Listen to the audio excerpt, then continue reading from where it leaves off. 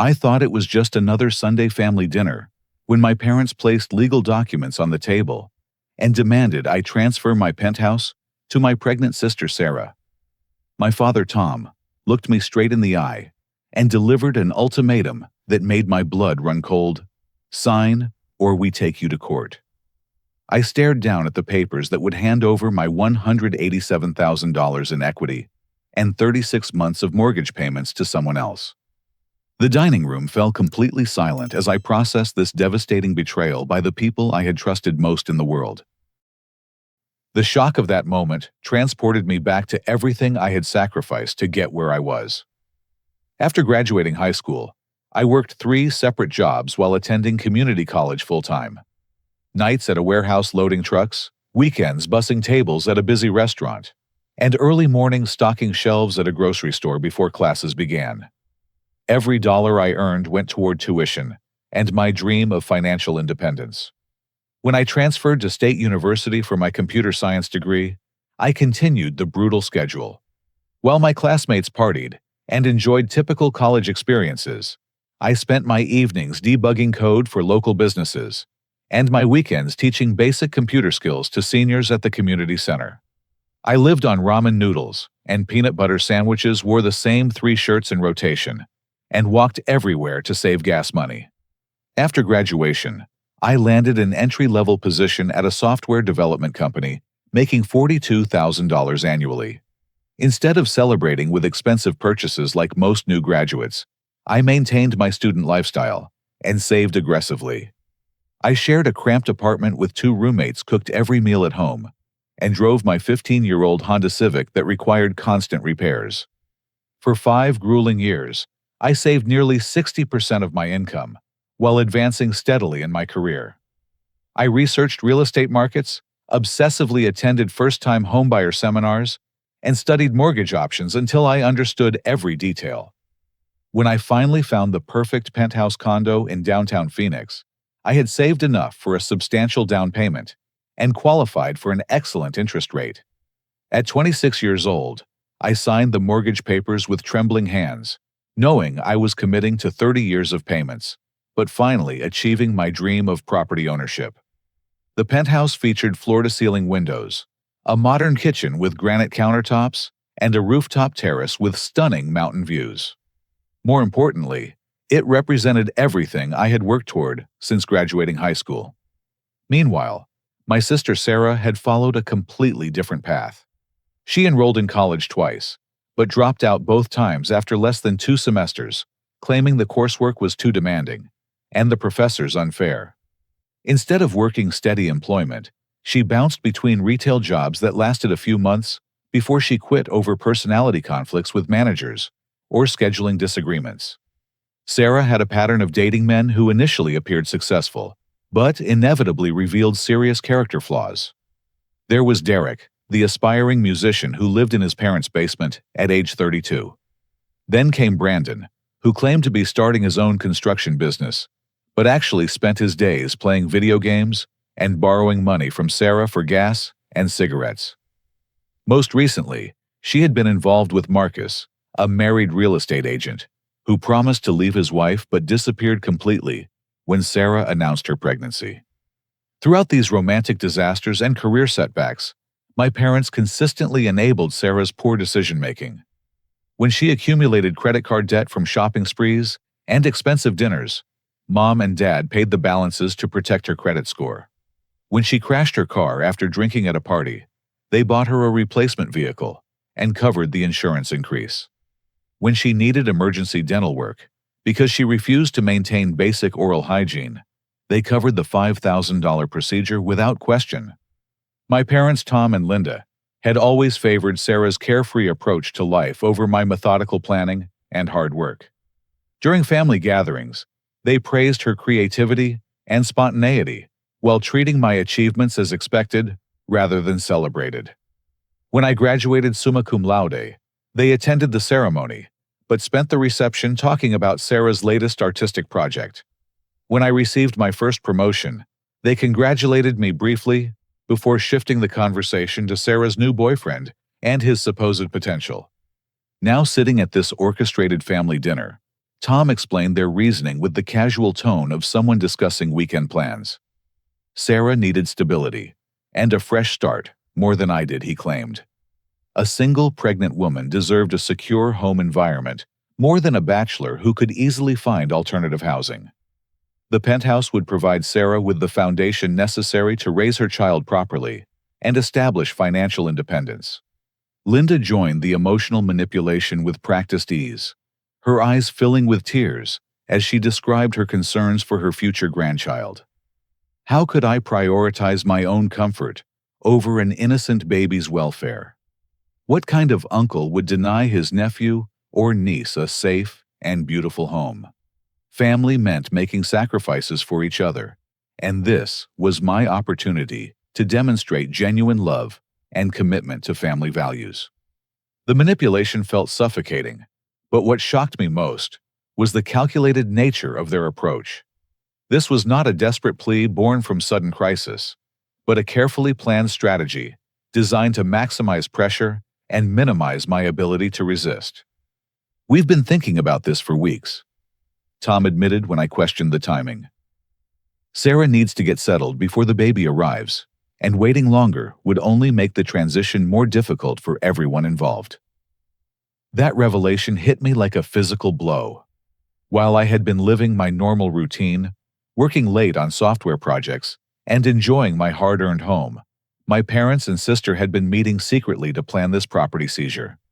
They had discussed strategies, researched legal options, and coordinated their emotional appeals long before involving me in the conversation.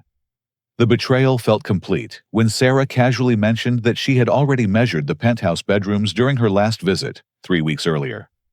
She had been planning the nursery layout and furniture arrangements while pretending to simply visit her brother for casual family bonding. "I've already picked out paint colors for the baby's room," she said with excitement that seemed oblivious to my mounting anger. "That corner bedroom gets perfect morning light, and there's enough space for a crib changing table and rocking chair." The realization that my family had been systematically deceiving me while plotting to steal my most valuable asset created a profound sense of isolation. The people who should have celebrated my success instead viewed it as an opportunity for their own benefit. The home I had sacrificed everything to obtain was seen as a resource they deserved more than the person who actually earned it. The atmosphere in the dining room shifted dramatically when I refused to immediately sign the transfer documents. Tom's reasonable tone disappeared, replaced by barely controlled anger that revealed months of frustrated planning. He leaned forward in his chair, his voice becoming sharp and threatening as he outlined the legal consequences of my selfishness. According to their family attorney, they had legitimate grounds to contest my property purchase based on their previous financial contributions to my education and career development. Tom reminded me that they had co-signed my original student loans when I was 18, taking personal financial responsibility for my educational debt. Additionally, they had provided what he termed startup money during my early career, including the $500 emergency fund they gave me when I moved to Phoenix for my first job. "We invested in your success from the beginning," Tom declared, his finger jabbing the air for emphasis. "Without our support, you never would have been able to afford that penthouse. We're not asking for charity. We're asking you to acknowledge your obligations to this family." Linda reinforced the financial arguments with detailed calculations that seemed rehearsed rather than spontaneous. She had apparently researched the current market value of my penthouse, the remaining balance on my mortgage, and the total amount of principal I had contributed through monthly payments. Her numbers were accurate enough to suggest extensive preparation and consultation with financial experts. Sarah escalated the emotional manipulation by describing her pregnancy complications in vivid detail.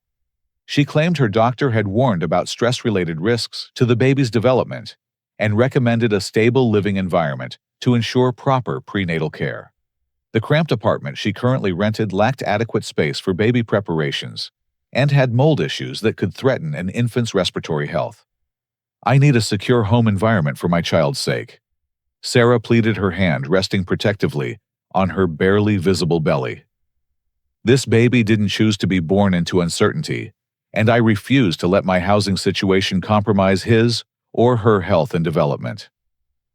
The manipulation felt coordinated and overwhelming, but I maintained my refusal to sign anything without proper legal consultation. This response triggered an immediate escalation in threats and consequences that revealed the true nature of my family's commitment to this property seizure plan.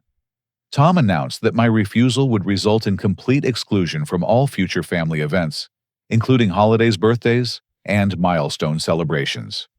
They would not welcome me in their home or acknowledge me as their son until I reconsidered my selfish priorities and made the right decision for everyone involved.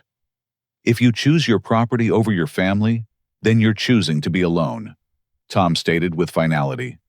We won't have a relationship with someone who puts money above his sister's welfare and his nephew's future. Linda threatened to contact extended family members and friends to explain my heartless refusal to help Sarah during her time of greatest need. She would make sure everyone understood exactly what kind of person I had become and how my success had corrupted my values and family loyalty. Feeling increasingly cornered and suspicious, I excused myself from dinner to conduct research on my property ownership and legal rights. Using my laptop in the privacy of my bedroom, I accessed my mortgage account and reviewed all documentation related to my penthouse purchase. Every document confirmed that I was the sole owner, with no liens, co-signers, or shared title arrangements. However, my investigation revealed disturbing evidence that my family had been preparing for this confrontation much longer than they had admitted. When I called my mortgage company the next morning to verify account security, the customer service representative mentioned unusual activity that made my stomach drop. We've received several calls over the past few months from people asking about your payment history and requesting information about property title transfers, she explained. We don't provide that information to unauthorized parties, but the frequency of inquiries was concerning enough that we added security flags to your account. The representative confirmed that callers had claimed to be family members seeking information about my mortgage balance payment schedule and procedures for adding additional names to the property title. While the bank had properly refused to provide confidential information, the persistent inquiries suggested a systematic effort to gather intelligence about my financial situation. This discovery prompted me to contact my property management company, homeowners association, and insurance provider to check for similar unauthorized contact attempts. Each organization confirmed that they had received calls from people claiming family relationships and requesting detailed information about my property ownership, maintenance responsibilities, and insurance coverage. The scope of my family's investigation into my personal finances felt like a profound violation of privacy and trust. They had been systematically gathering information about my most significant asset, while maintaining the pretense of normal family relationships during visits and phone calls.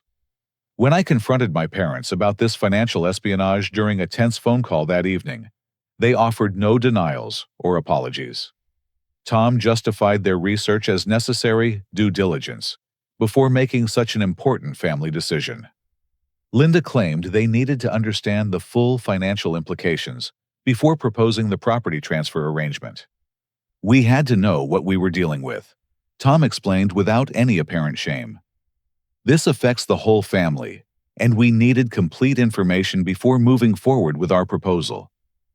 The situation deteriorated further when Sarah revealed that she had already announced her upcoming move to friends and co-workers, describing her exciting new living situation in specific detail. She had shown photographs of my penthouse to colleagues and discussed her plans for redecorating and renovating the space to accommodate her growing family. I've been so excited about the baby's nursery that I might have gotten ahead of myself, Sarah admitted when I demanded an explanation. But I knew you'd make the right decision once you thought about what's really important in life. This presumption of my inevitable compliance demonstrated how completely my family had dismissed my autonomy and decision-making authority. They had not only planned to pressure me into surrendering my property, but had already begun treating the transfer as an accomplished fact rather than a request requiring my genuine consent. The psychological pressure intensified over the following days, as relatives began calling to express their opinions about my decision. Apparently, my parents had contacted aunts, uncles, and cousins to build family consensus, supporting the property transfer, and isolating me as the unreasonable obstacle to Sarah's happiness and security. These calls followed a consistent pattern, suggesting coordinated messaging rather than spontaneous family concern. Each relative emphasized Sarah's vulnerability as a single mother, my moral obligation to prioritize family welfare over personal preferences, and the temporary nature of the sacrifice required to help my sister establish independence. The manipulation campaign reached its peak when my grandmother called to express her disappointment in my selfishness and her concern about the family division my stubbornness was creating. Her words carried special weight because she had always been my strongest supporter during childhood, celebrating my academic achievements and encouraging my ambitious goals when others questioned my intensive work ethic. "I raised your father to understand that family comes first," she said with the authority of her 87 years. "I'm heartbroken that he failed to teach you the same values that held our family together through much harder times than these." The coordinated family pressure campaign confirmed that my parents had been building consensus and preparing their support network long before confronting me with their demands. This was not a desperate response to sudden crisis, but a calculated strategy designed to overwhelm my resistance through social isolation and moral condemnation.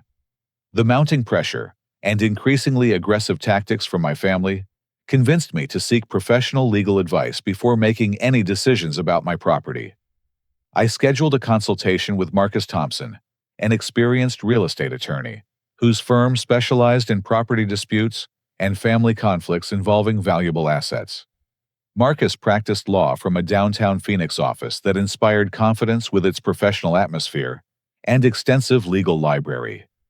During our initial meeting, I expected a straightforward discussion about protecting my property rights and defending against frivolous family claims.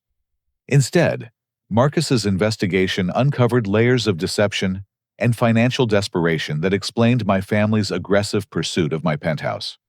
After reviewing all my property documentation, mortgage agreements, and payment history, Marcus confirmed that my ownership was legally unassailable. My parents had no legitimate claim to my penthouse, based on their minimal early financial contributions, which amounted to standard parental support, rather than investment partnerships or property co-ownership arrangements.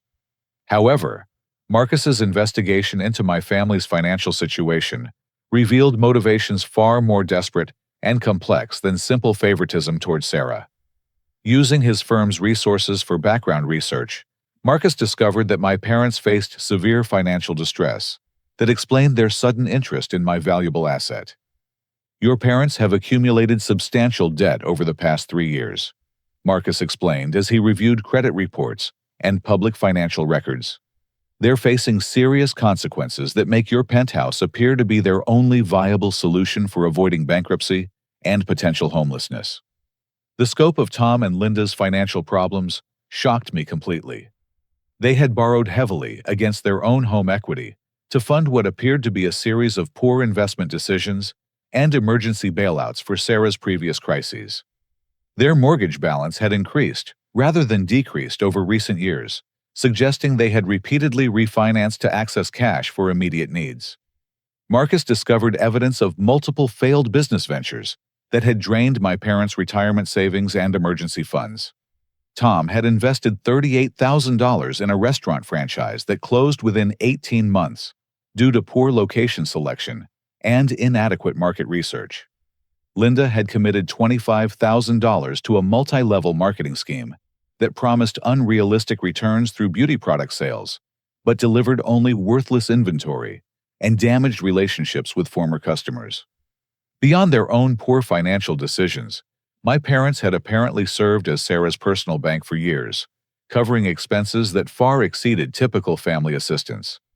Marcus found evidence of credit card payments, car loan guarantees, medical bill coverage, and direct cash transfers that totaled over $90,000 during the previous 4 years. "Your sister's financial irresponsibility has created a drain on your parents' resources that they can no longer sustain, Marcus explained. They're facing foreclosure proceedings on their own home, and their options for avoiding bankruptcy are extremely limited. This revelation recontextualized my family's property transfer demands as an act of financial desperation rather than simple entitlement or favoritism. They needed my penthouse equity to satisfy their mounting debts and avoid losing their own home to foreclosure proceedings that had apparently begun several months earlier. The investigation revealed even more disturbing information about Sarah's pregnancy claims and living situation. Marcus's background research suggested inconsistencies in her medical timeline and housing needs that raised questions about the truthfulness of her emergency housing requirements. According to public records, Sarah had recently signed a new lease on a significantly upgraded apartment that contradicted her claims of inadequate housing and mold-related health concerns. The rent on her new place exceeded her reported income, substantially suggesting either undisclosed financial support or misrepresentation of her actual economic situation.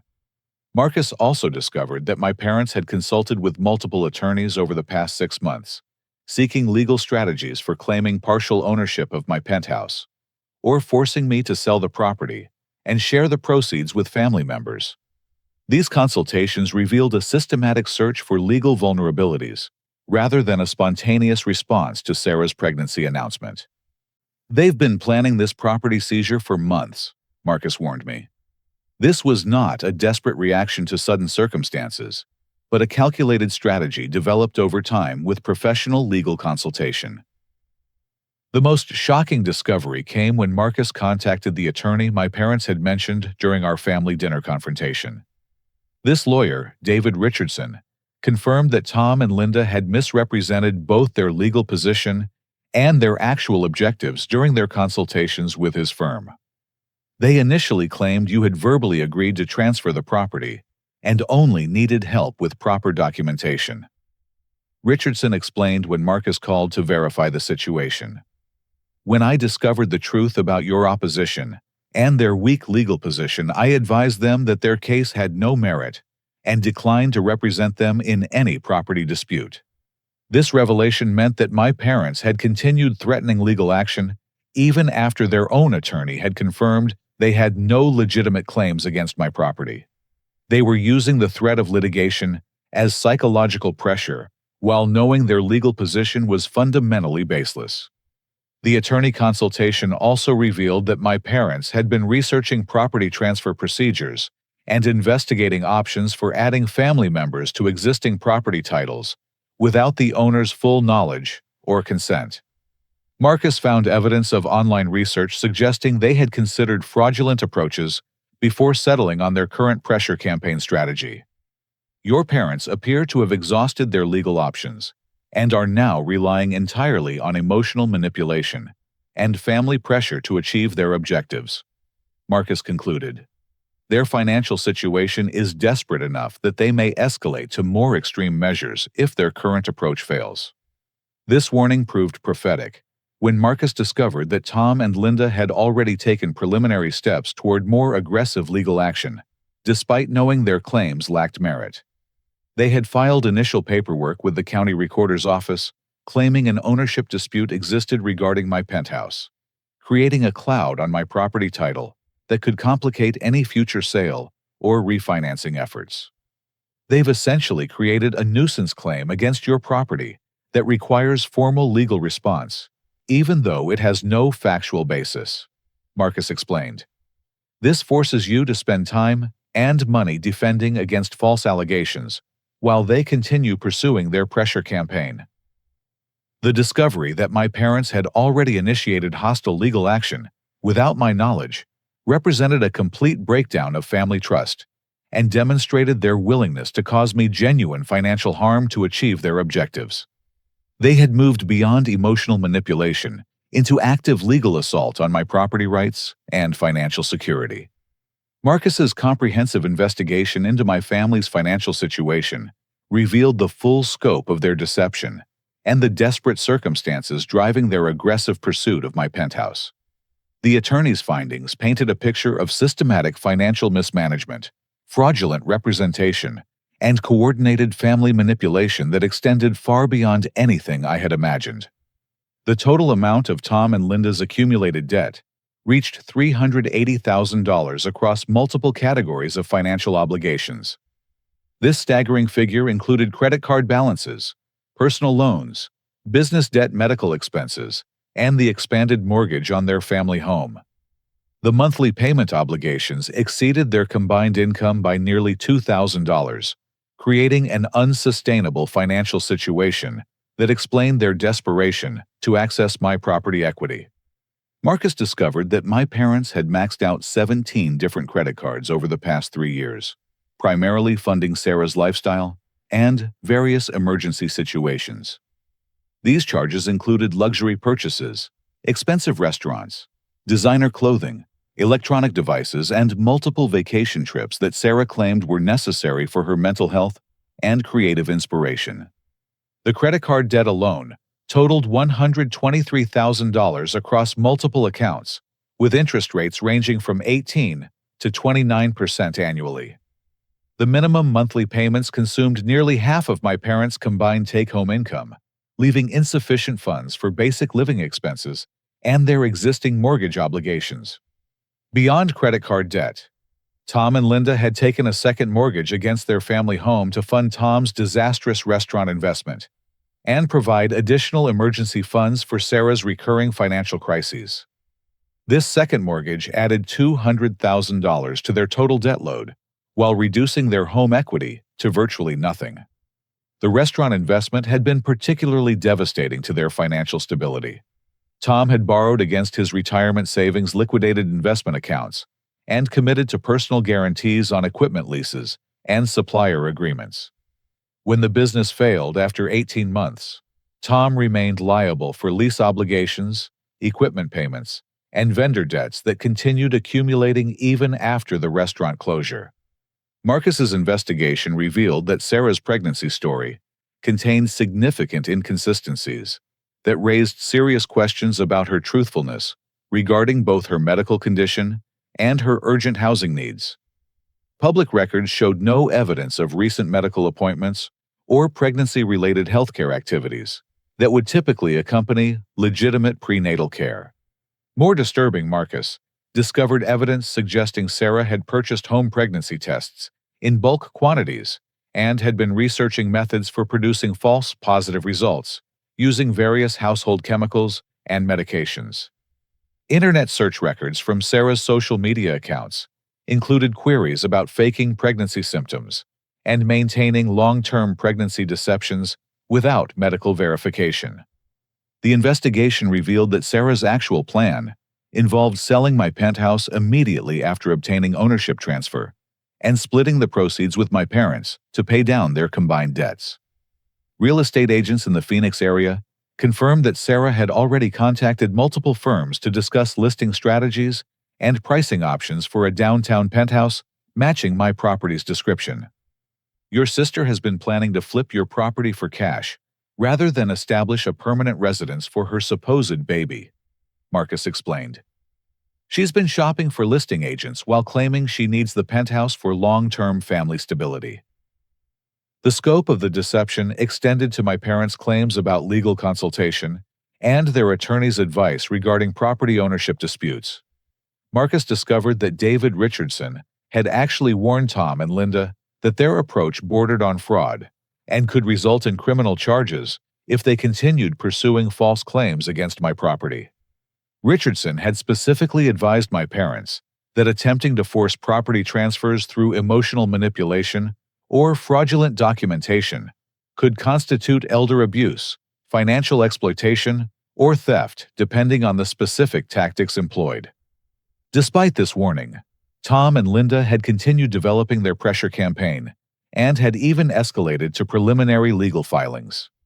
The most shocking discovery involved evidence that my parents had already signed agreements with their creditors, promising to deliver my penthouse equity as satisfaction for their outstanding debts.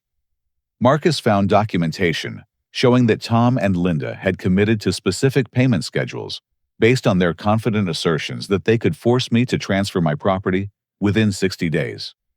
Your parents have essentially sold your penthouse to their creditors before obtaining any legal right to the property, Marcus warned. They've created obligations they can only satisfy by successfully stealing your asset through fraud or coercion. This revelation explained the increasingly desperate and aggressive nature of my family's pressure campaign. They were not simply seeking financial assistance or family support, but were trying to satisfy existing commitments made to creditors who expected specific performance within established timeframes.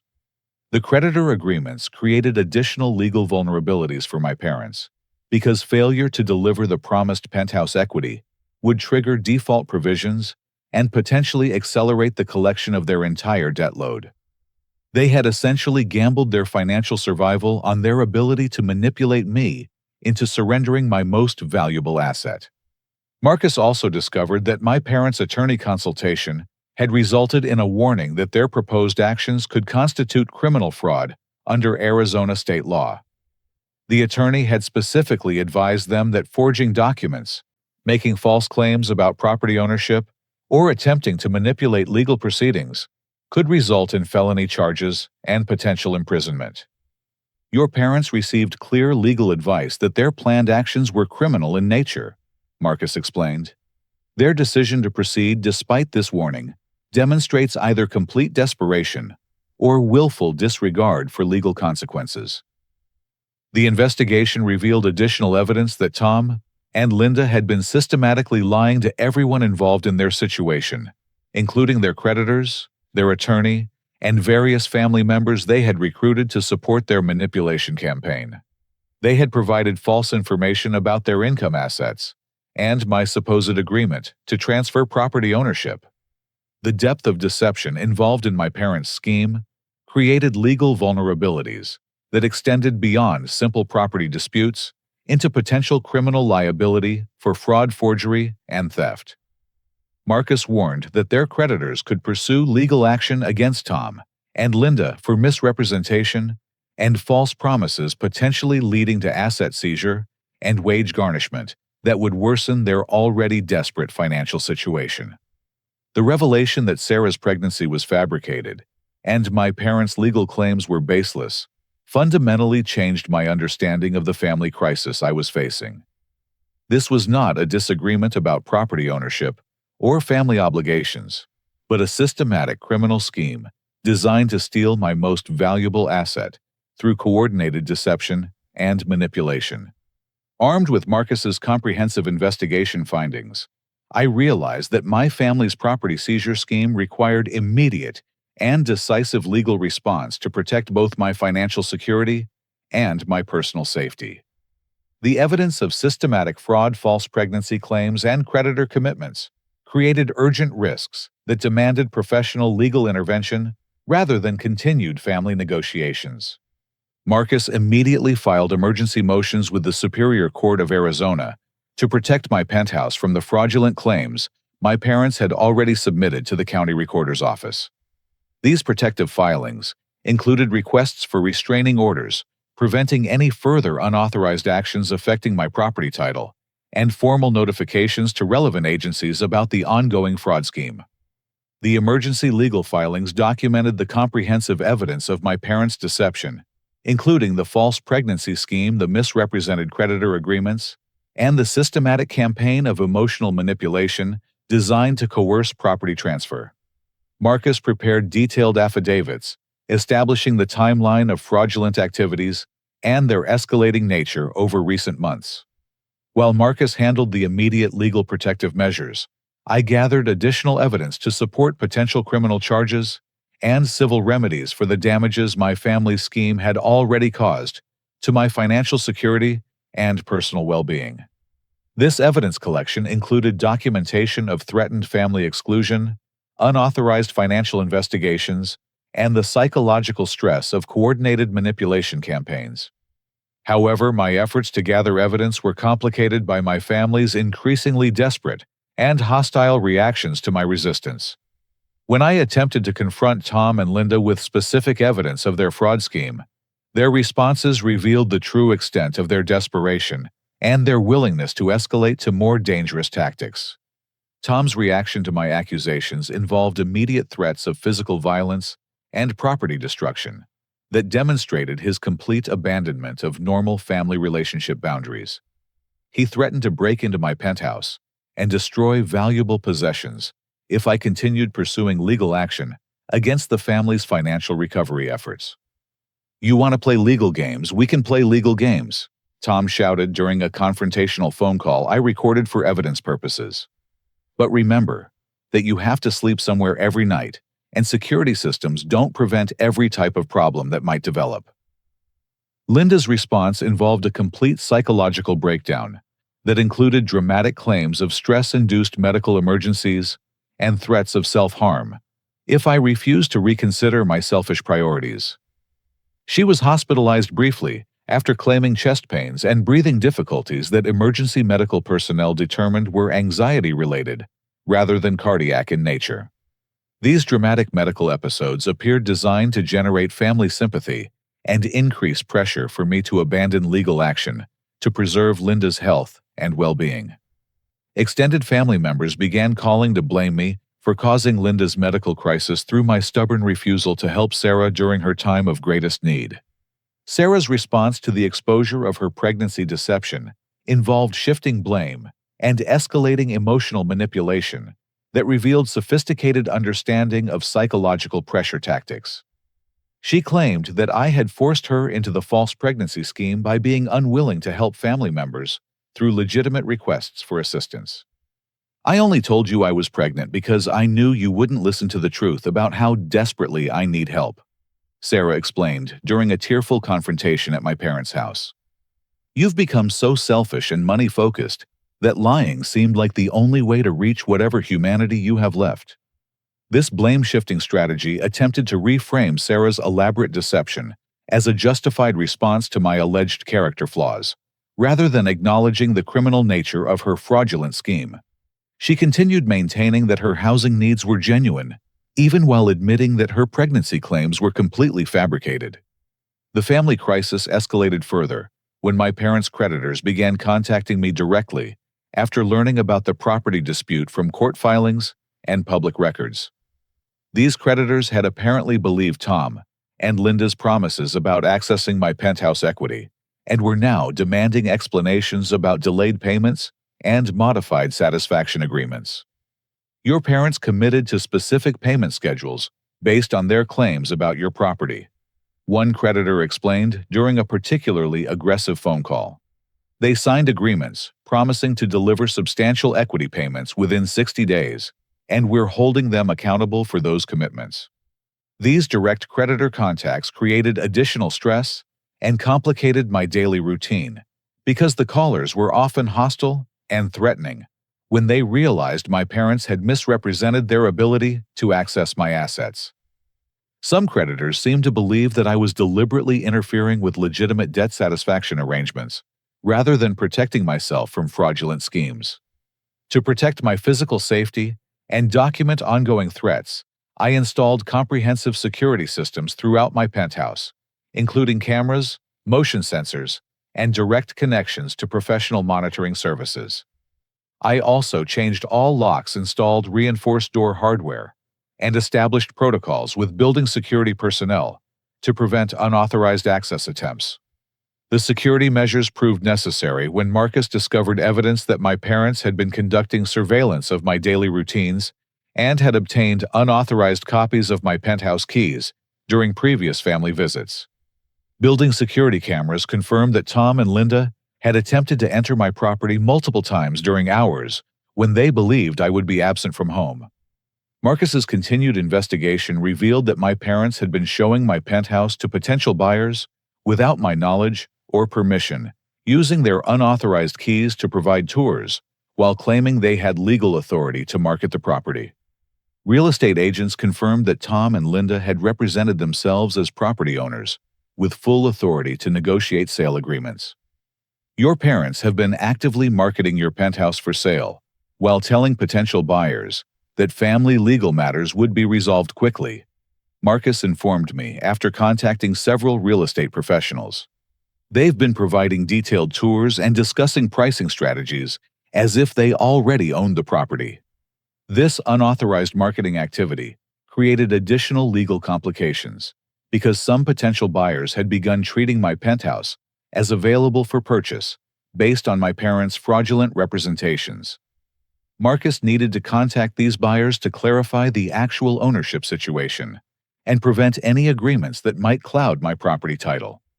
The comprehensive evidence of my parents' escalating fraud scheme convinced Marcus that criminal referrals were necessary to protect both my interests and the integrity of property ownership laws in Arizona. He prepared detailed documentation for submission to state and federal authorities regarding the ongoing theft conspiracy and document fraud activities. Your parents have crossed the line from family pressure into systematic criminal activity, Marcus warned. They're facing potential felony charges for theft conspiracy, document fraud, and property crimes that could result in substantial prison sentences if prosecuted successfully. The criminal referral process required extensive documentation and coordination with law enforcement agencies that specialized in family financial crimes and real estate fraud. Marcus worked with investigators to establish the timeline of criminal activities and identify all parties involved in the conspiracy to steal my property. The emergency hearing regarding my property protection motions was scheduled for a Tuesday morning in downtown Phoenix, and the courthouse atmosphere felt tense with the weight of family relationships being permanently shattered through legal proceedings. Marcus had prepared comprehensive documentation of my parents' fraud scheme, while their attorney arrived with obvious reluctance and concerning gaps in case preparation. Tom and Linda entered the courtroom with defiant confidence that seemed disconnected from the strength of their legal position. They had apparently convinced themselves that emotional appeals and family relationship arguments would outweigh the substantial evidence of their fraudulent activities and criminal behavior patterns. Judge Patricia Hernandez reviewed the case materials with obvious concern about the serious nature of the allegations and the extensive evidence of systematic deception.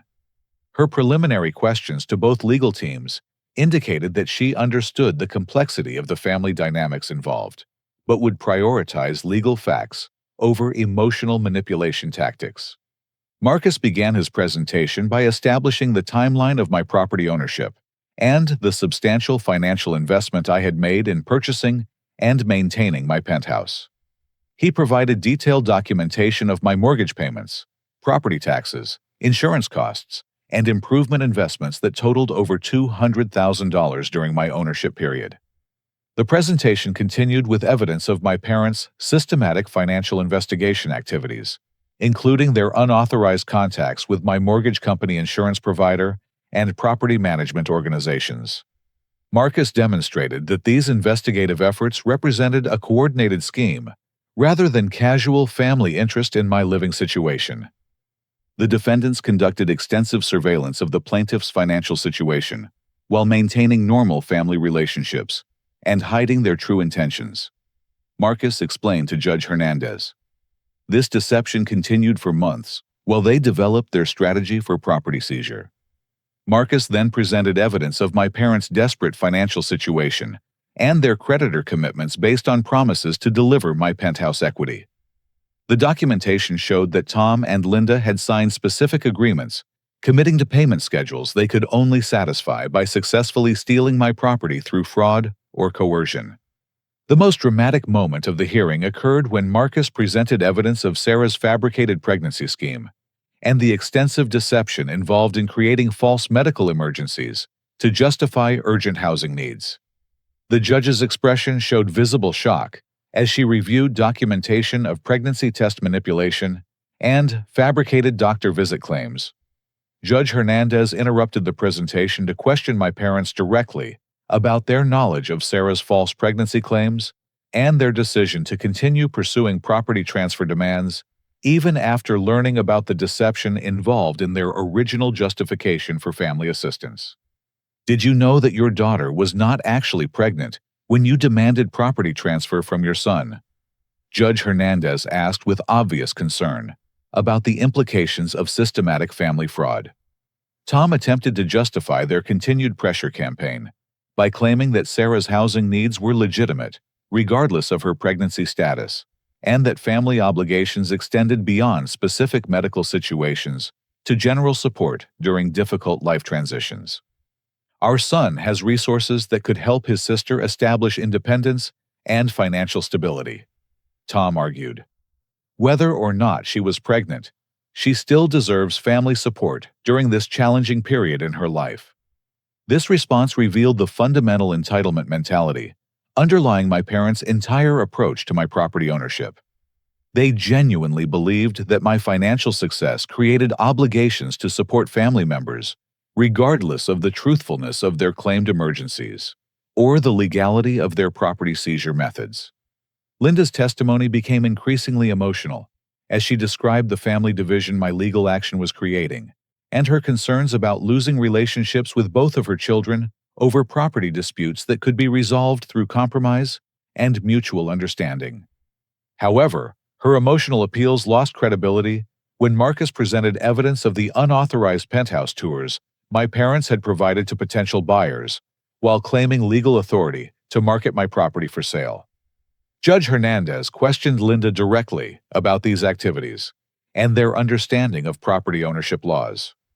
Did you believe you had legal authority to show this property to potential buyers and discuss sale agreements? The judge asked with obvious skepticism about their claimed ignorance of basic property rights.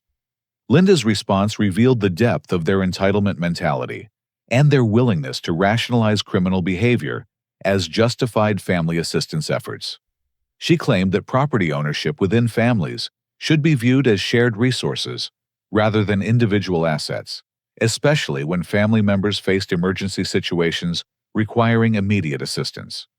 The hearing took a dramatic turn when David Richardson, my parents' original attorney, arrived unexpectedly to address the court about his previous consultations with Tom and Linda. Richardson requested permission to clarify his role in the case and correct misrepresentations about his advice regarding their legal options. I need to inform the court that I specifically advised these defendants that their proposed actions constituted criminal fraud under Arizona law, Richardson testified. I declined to represent them after determining that their objectives were illegal and their claims against the plaintiff's property were completely baseless. Richardson's unexpected testimony revealed that my parents had received explicit legal warnings about the criminal nature of their planned activities, but had chosen to proceed with their property seizure scheme despite understanding the potential legal consequences of their actions. I warned them that attempting to force property transfers through emotional manipulation, fraudulent documentation, or false legal claims could result in felony charges. Richardson continued. They chose to pursue their scheme despite clear advice that their actions were criminal in nature. Judge Hernandez questioned Tom and Linda directly about their decision to proceed with fraudulent activities after receiving explicit legal advice about the criminal consequences of their planned actions. Their responses revealed complete disregard for legal boundaries and their belief that family emergencies justified any tactics necessary to access my property equity. The hearing's most shocking moment occurred when Marcus presented evidence that my parents' current attorney had been hired through fraudulent financial representations. Tom and Linda had apparently provided false information about their income assets and my supposed agreement to property transfer when retaining legal representation for the court proceedings. Their attorney, Michael Stevens, requested an immediate recess to consult with his clients about the accuracy of their initial case representation. When proceedings resumed 30 minutes later, Stevens announced his intention to withdraw from the case due to irreconcilable conflicts between his client's representations and the factual evidence presented during the hearing. I cannot continue representing clients who have provided false information about material facts in this case, Stevens informed Judge Hernandez. My ethical obligations require withdrawal when client representations conflict substantially with documented evidence. The attorney withdrawal left my parents without legal representation during the final phase of the hearing, forcing them to represent themselves while facing serious criminal allegations and overwhelming evidence of systematic fraud.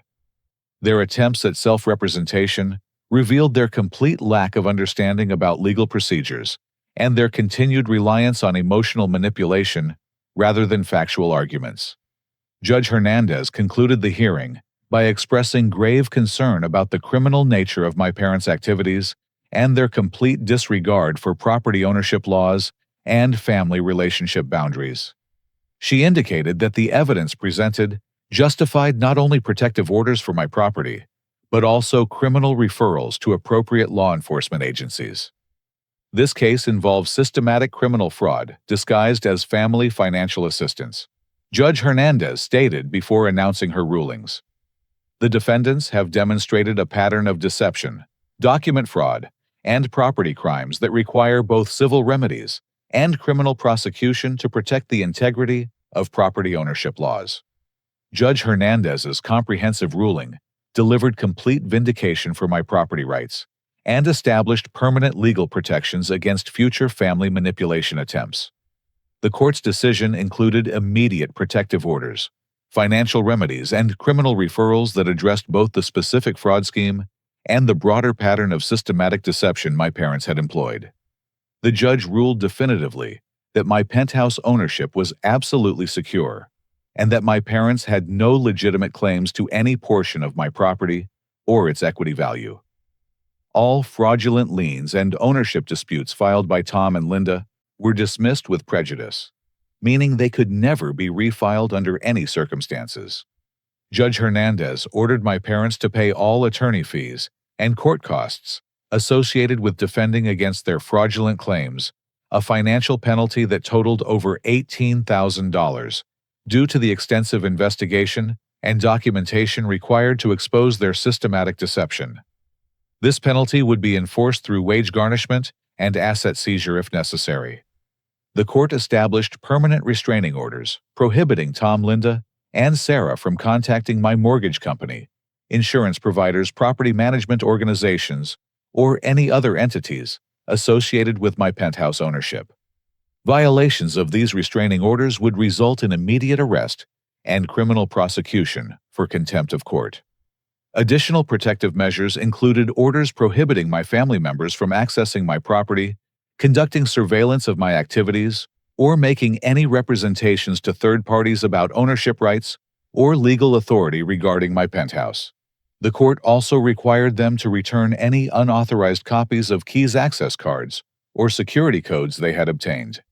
Judge Hernandez made formal criminal referrals to the Arizona Attorney General's office for investigation of document fraud, theft, conspiracy, and property crimes based on the comprehensive evidence Marcus had presented. She specifically noted that the systematic nature of my parents' deception warranted felony prosecution rather than misdemeanor charges. The criminal referral process moved quickly due to the extensive documentation available and the clear pattern of escalating fraudulent activities. Within 2 weeks of the court hearing, state investigators contacted Marcus to schedule interviews and gather additional evidence for potential prosecution of multiple felony charges. Tom and Linda's attorney withdrawal left them facing potential criminal charges without legal representation and with severely limited financial resources for hiring qualified defense counsel. Their desperation led to unsuccessful attempts to negotiate plea agreements before formal charges were filed, but prosecutors determined that the scope of their fraud scheme warranted full prosecution. Sarah's role in the conspiracy, particularly her elaborate pregnancy deception and participation in unauthorized property tours, resulted in separate criminal charges for fraud and conspiracy to commit theft.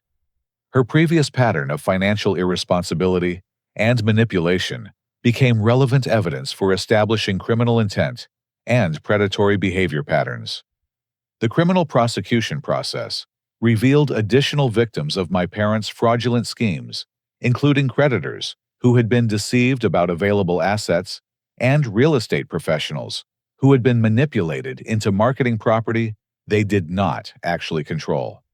These additional fraud victims strengthened the prosecution's case and increased the potential penalties my parents faced. 6 months after the initial court hearing, Tom and Linda pleaded guilty to multiple felony charges rather than risk trial and potentially harsher sentences. Their plea agreements included restitution payments to me for legal costs and damages community service requirements and supervised probation periods that restricted their financial activities.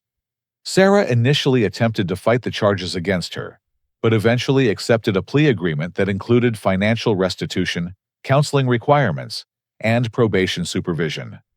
Her unemployment and damaged personal relationships had left her in worse financial condition than before the fraud scheme, demonstrating that her attempts to improve her situation through criminal activity had ultimately destroyed her prospects for legitimate success. The legal resolution required me to establish comprehensive no-contact orders that prohibited any communication from family members for a minimum of 2 years, while they completed their probation requirements and restitution payments. While emotionally difficult, these boundaries proved necessary for my psychological recovery and financial security. The family crisis had revealed fundamental character flaws and criminal tendencies that made continued relationships impossible without risking future victimization. My parents' willingness to pursue felony fraud schemes and Sarah's elaborate deception campaigns demonstrated that they viewed me as a resource to be exploited, rather than a family member deserving respect and consideration. However, the experience also strengthened my resolve and clarified my values regarding family relationships and personal boundaries. I learned that genuine family love involves supporting each other's success, rather than attempting to steal the fruits of hard work and careful planning. During the recovery period following the legal resolution, I focused on rebuilding my sense of security and expanding my professional opportunities. The stress of defending against family fraud had actually motivated me to pursue advancement opportunities that resulted in a significant promotion and salary increase within my software development company. The promotion enabled me to purchase an additional investment property in Scottsdale, diversifying my real estate portfolio and building long-term wealth that would be protected by the legal precedents established during my family's failed fraud scheme. The investment property generated rental income that accelerated my financial independence goals. I also established a scholarship fund at my former university to support students from troubled family backgrounds who demonstrated academic excellence and financial responsibility. The scholarship criteria specifically recognized students who had overcome family obstacles and maintained their ethical standards despite pressure to compromise their values. The scholarship program provided positive meaning from the painful family crisis and helped other young people avoid situations where family manipulation might compromise their educational and career goals. Applications for the scholarship included essays about overcoming family challenges, and reading these stories reminded me that my experience was not unique. 2 years after the legal resolution, my parents attempted reconciliation through mutual family friends who claimed they had learned from their mistakes and wanted to rebuild relationships based on respect and appropriate boundaries. However, their apology attempts focused on minimizing their actions rather than acknowledging the criminal nature of their fraud scheme. I maintained the no-contact boundaries because their attempted reconciliation messages continued patterns of manipulation and blame shifting, rather than demonstrating genuine accountability for their criminal behavior. True reconciliation would require acknowledgement of harm caused and commitment to respecting my autonomy and property rights. The experience taught me that family relationships built on manipulation, entitlement, and criminal exploitation are not worth preserving regardless of blood relationships or shared history. Healthy family dynamics require mutual respect, appropriate boundaries, and genuine support for each other's legitimate success and happiness. Financial independence and property ownership had revealed my family's true character rather than corrupting my own values. Their willingness to pursue fraud and theft when legitimate assistance was unavailable demonstrated that their claimed family love was actually conditional on my willingness to be exploited for their benefit. The legal victory and criminal prosecution of my parents' fraud scheme established important precedents for protecting property owners from family manipulation and established clear consequences for those who attempt to steal assets through emotional manipulation disguised as family assistance. Most importantly, I learned to value my own achievements and protect my financial security from those who would exploit family relationships for personal gain. The penthouse I had worked so hard to purchase remained mine, and I had successfully defended my right to enjoy the fruits of my labor without guilt or compromise. Family should celebrate your success, not try to steal it. True love supports your achievements rather than demanding you sacrifice them for others' benefit. And sometimes, the greatest gift you can give yourself is the courage to walk away from toxic relationships, even when they involve the people who raised you. What would you do if your own family demanded you give up everything you had worked for? How do you think we should balance family loyalty with protecting ourselves from exploitation? Have you ever had to set boundaries with family members who couldn't respect your success? I'd love to hear your thoughts and experiences in the comments below. If this story resonated with you, please give it a like and subscribe for more real-life stories about standing up for yourself when it matters most. Share this video with anyone who might be facing similar family pressures, and remember that your hard work and success belong to you, not to those who demand you sacrifice everything for their benefit. Thank you for listening, and I hope my experience helps you recognize and protect yourself from similar manipulation.